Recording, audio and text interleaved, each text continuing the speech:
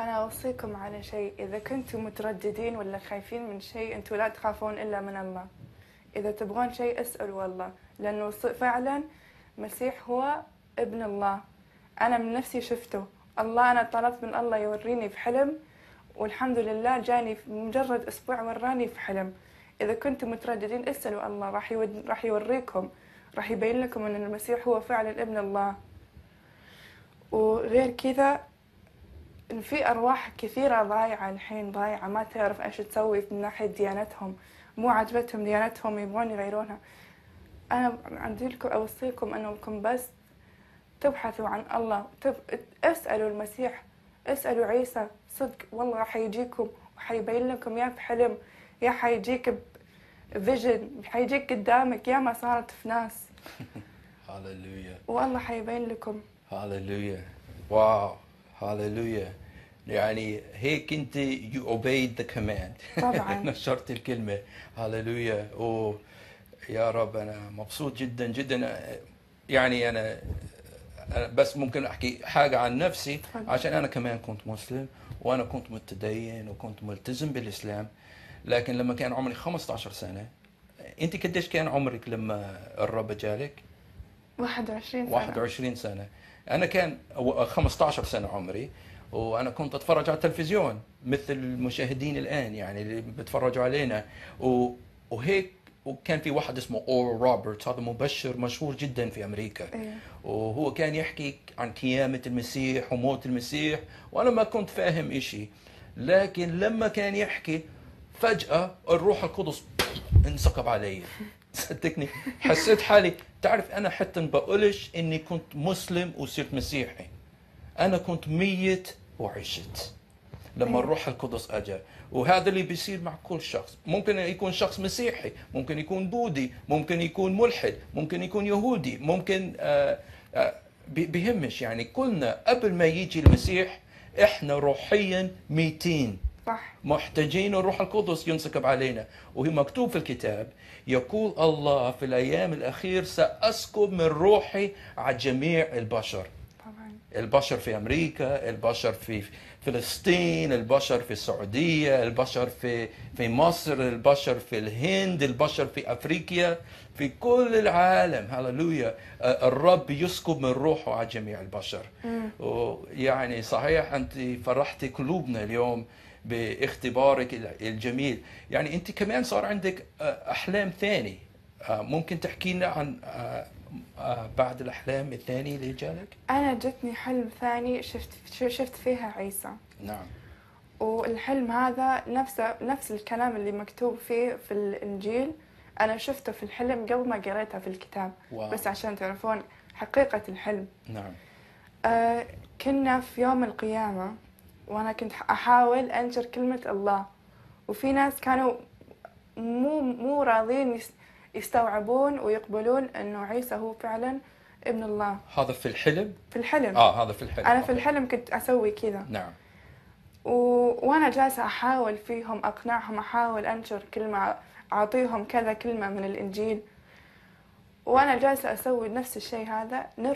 أرفع راسي وأشوف عيسى نازل من السحاب على الخيل الأبيض. واو. وكان مرة كبير وحجم عظيم، إحنا كلنا عارفين كيف السماء بيضاء. نعم. نور عيسى بياض ثاني، بياض غير عن بياض هذا السماء. مكتوب في الكتاب كمان. ايوه. صح. هذا اللي شفته. نعم. وانا نظرت فيه، عرفت اللي حسيت براحه، حسيت انه صاحبي من زمان حسيت براحه لما شفته، مع انه منظر عظيم ومنظر يخوف.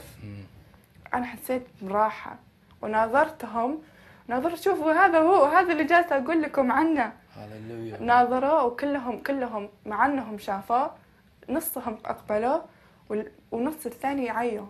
واو. لانه هذه هي حقيقه الدنيا، انه في ناس ما حيقبلون. نعم. حتى لو يشوفوا المسيح ايوه ما زال حيظلوا ميتين من جوا. واو.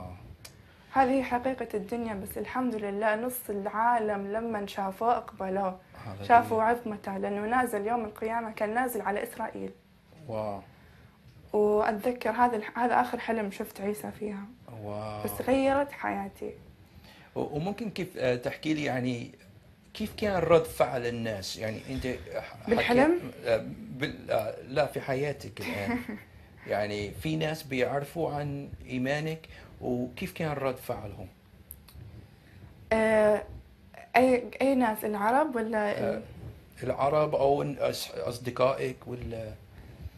بصراحة العرب هم معطيني حريتي الحمد لله، يعني مع أنهم ضد الشيء هذا تقبلوه لأنه خياري أنا، ايوه.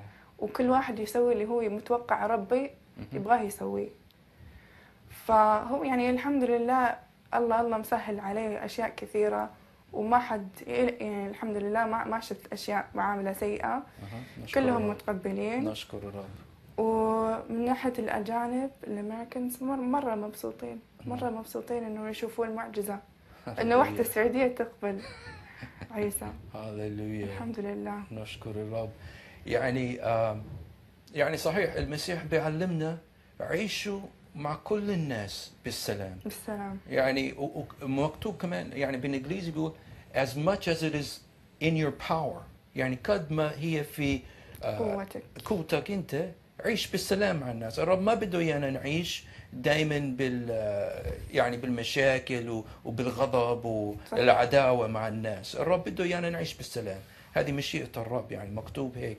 عشان هيك أنا مبسوط إن أنت لقيتي قبول بين الناس وحتى بين العرب، يعني الحمد لله.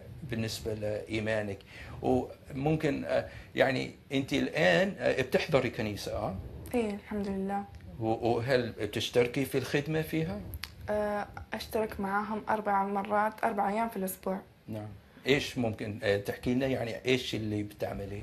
احنا طبعا يوم الأحد نروح نعمل Sunday service. نعم.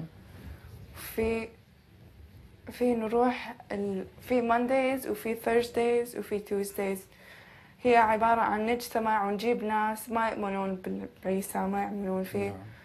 وندعي، وفي طبعا يغنون أغاني، في باندز يجون يغنون، واحنا طبعا معاهم ونساعد الناس هذول اللي يبغون يقبلون عيسى بس مو عارفين شلون. نعم. هاليلويا. ويعني الحمد لله كل يوم.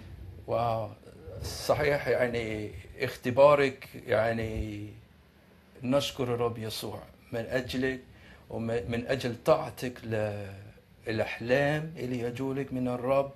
ويعني ذكرتينا إنه إلهنا حي، طبعا. وذكرتينا عن محبة المسيح لكل الناس. عشان مكتوب في الكتاب هكذا أحب الله العالم حتى بذل ابنه الوحيد لكي لا يهلك كل من يؤمن به بل تكون له الحياة الأبدية.